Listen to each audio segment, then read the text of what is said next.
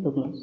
Now in this lecture we will see heat conduction through a hollow cylinder. As we have seen in case of the plain wall and the composite wall, there was conduction and convection both effect of both mode of heat transfer is there. In similarly in case of the hollow cylinder also, in the case of the hollow cylinder also, we can take effect of the both mode of heat transfer, that is conduction and convection. But first of all we will see the how only conduction is affecting, or what is the formula to derive or to determine the heat transfer rate when we are thinking in case of the hollow cylinder. Okay, so this is a cylinder you can consider.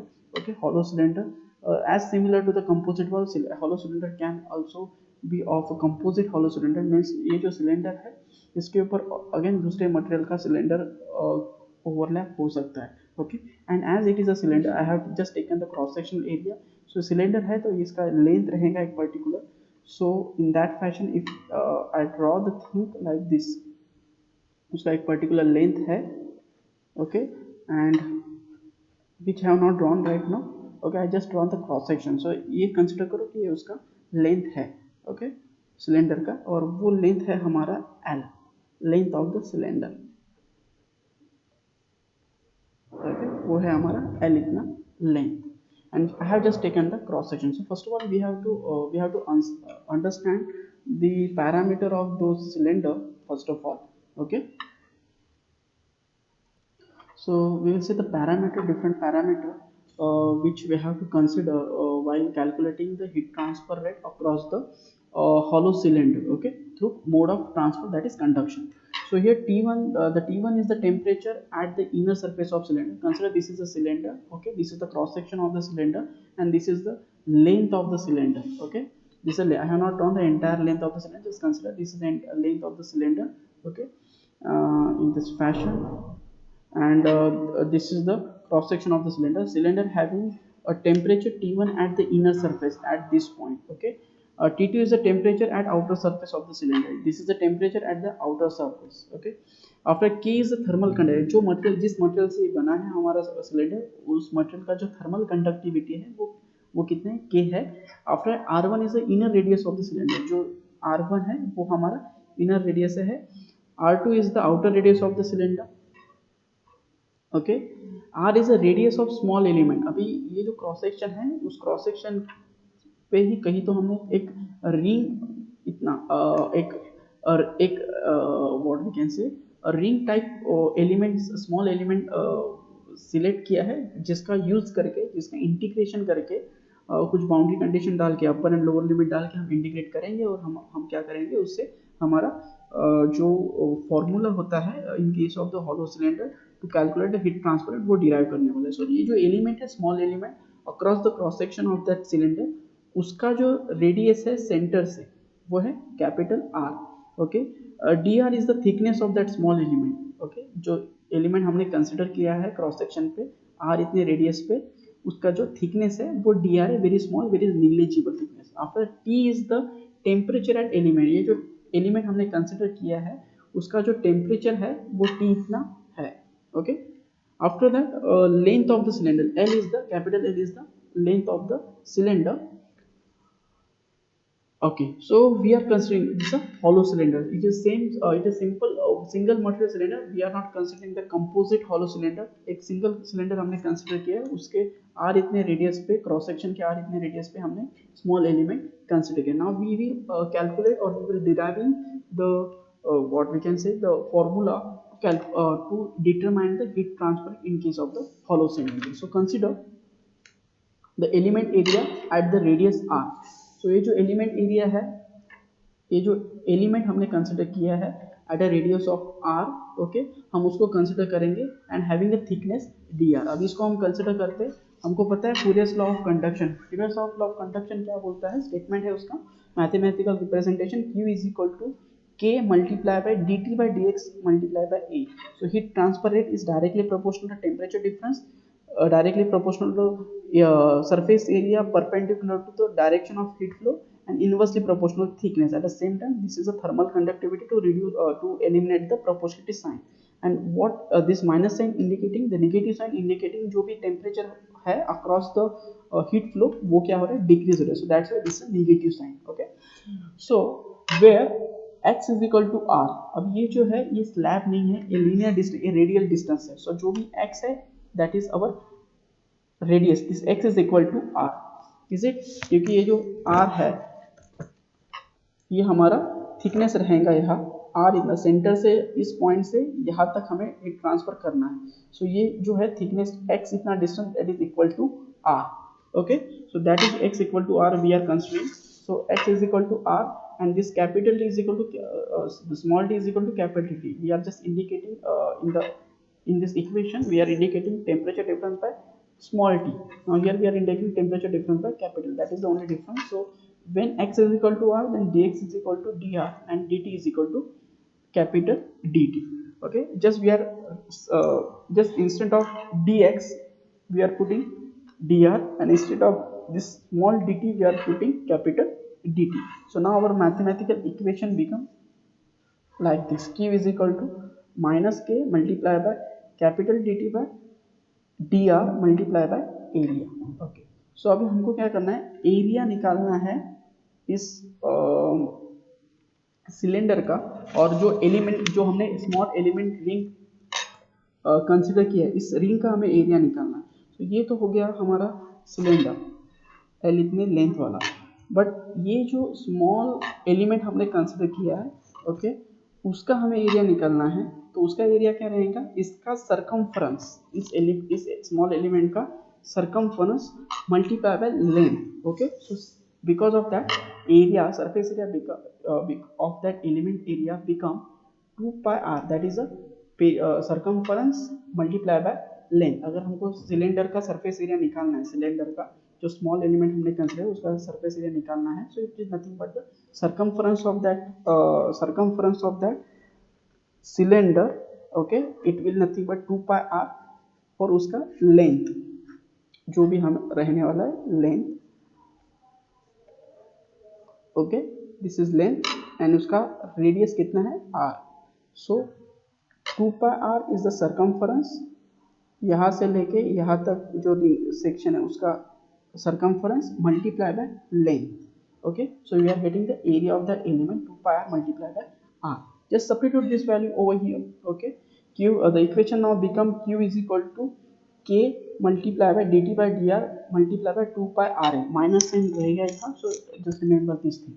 Okay, now we are rearranging the equation. Okay, in this fashion ये q है, जो भी हमारा term है dr and ये पूरा term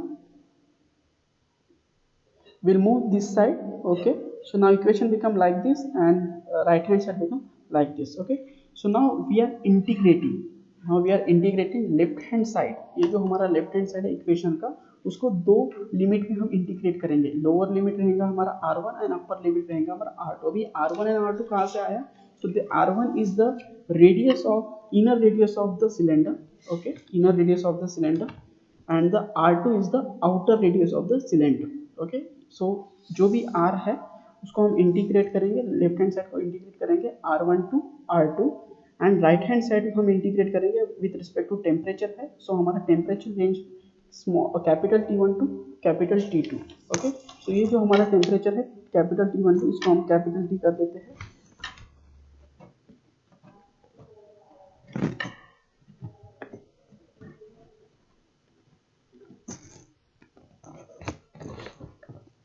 by mistake हो गया वो, जस्ट नोटिस करो वो क्या चेंज कर रहा हूँ मैं. ओके, सो हमारा टेम्परेचर का रेंज है upper range T1 and lower range T2. So T1 to T2 हम इंटीग्रेट करने वाले हैं. Okay,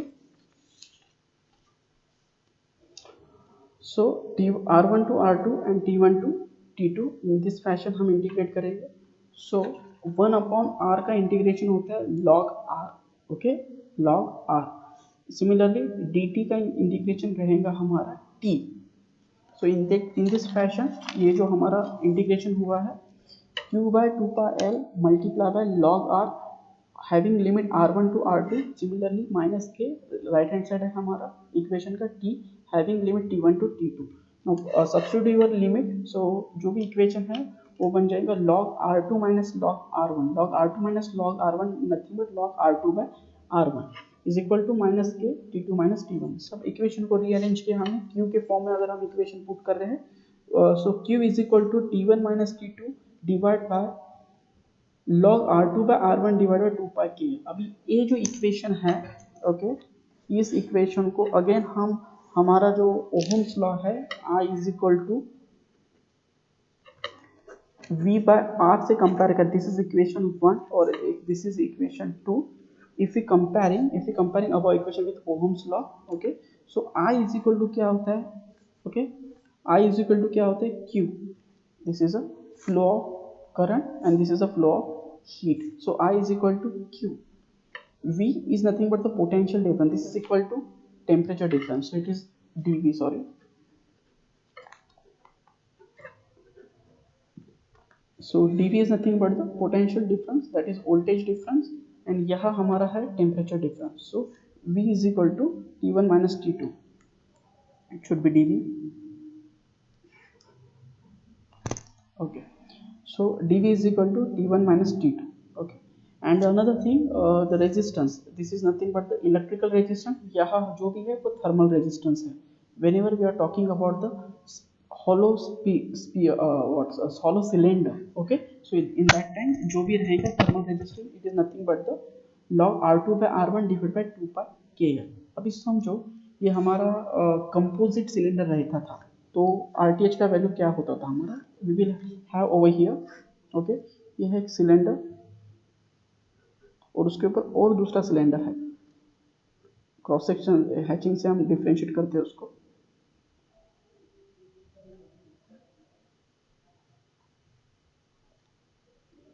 we will just have value of RTH because जो Q का फॉर्मूला होता है उसमें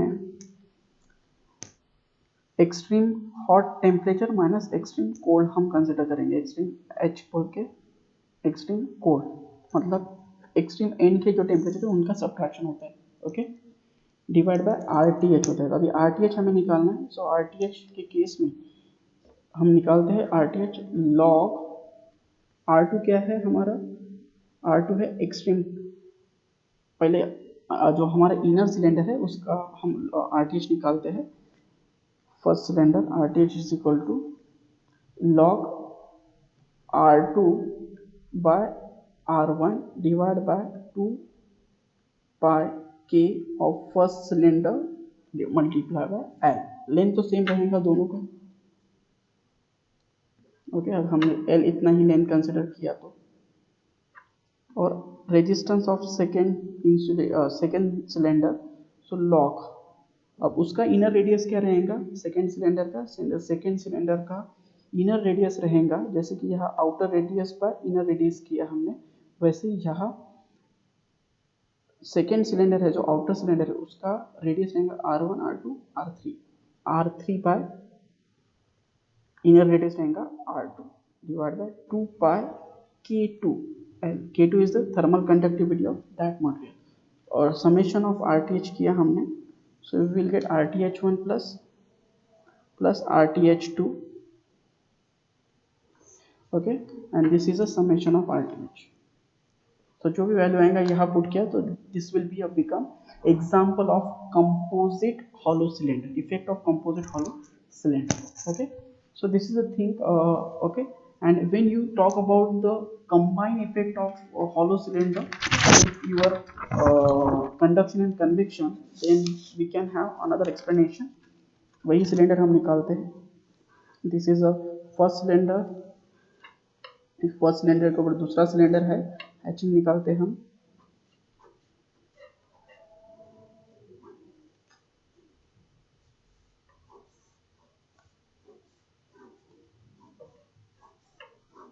okay, so this is a R1, this is R2 and this is R3, समझो यहाँ भी एयर है और यहाँ भी एयर है, ओके, सो हमें RTH निकालना है, summation of RTH, so it will become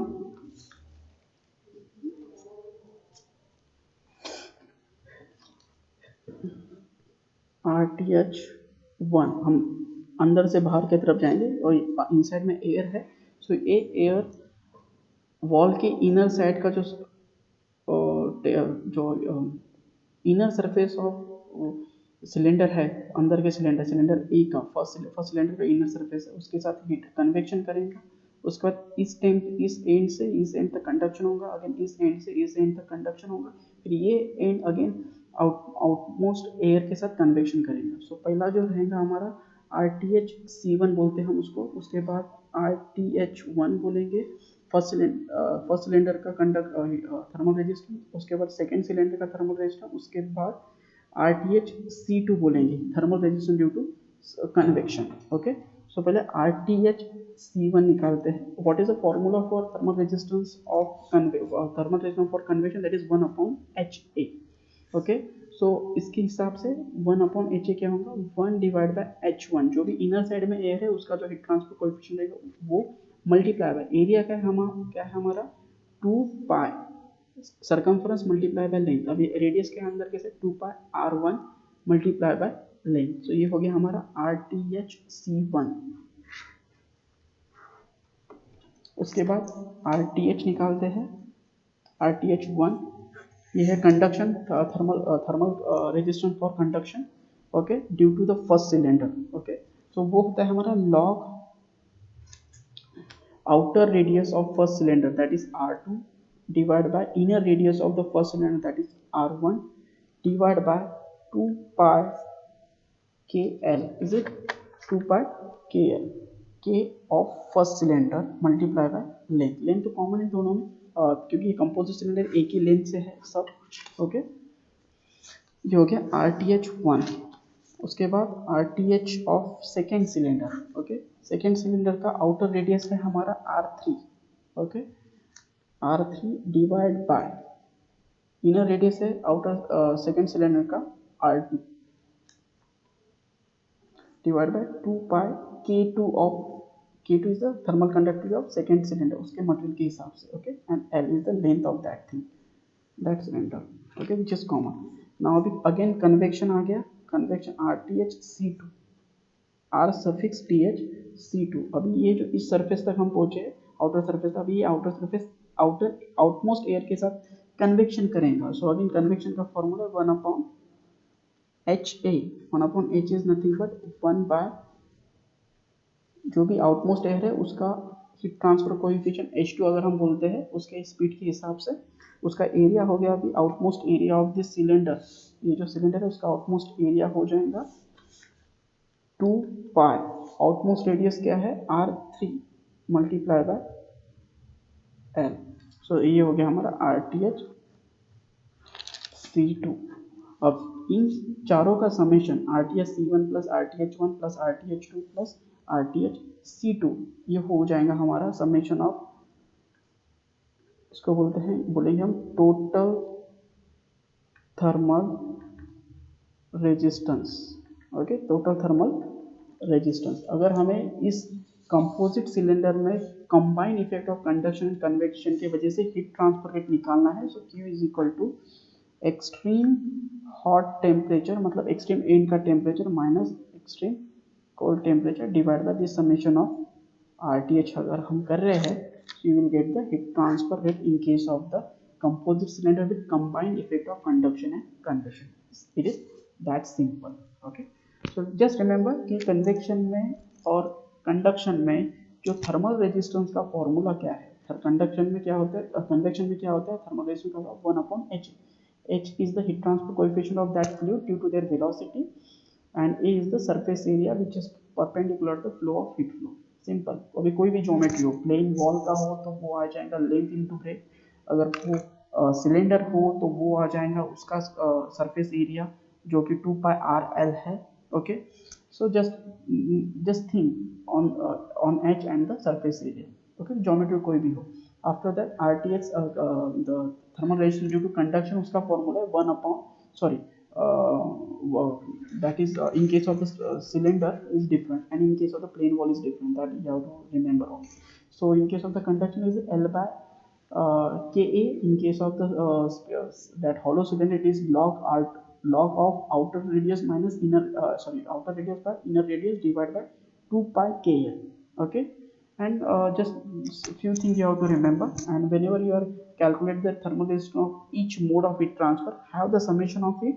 Okay, and divide the this thing divide the extreme temperature minus extreme cold temperature by the summation of the resistance. You will get the heat transfer rate to that combined effect of the combined effect of mode of heat transfer. Okay, so it is very simple. Just focus on the formula which we have derived in the previous one. Okay, I hope you understood this thing. Okay, if you feel any difficulty, do ask me for comment section.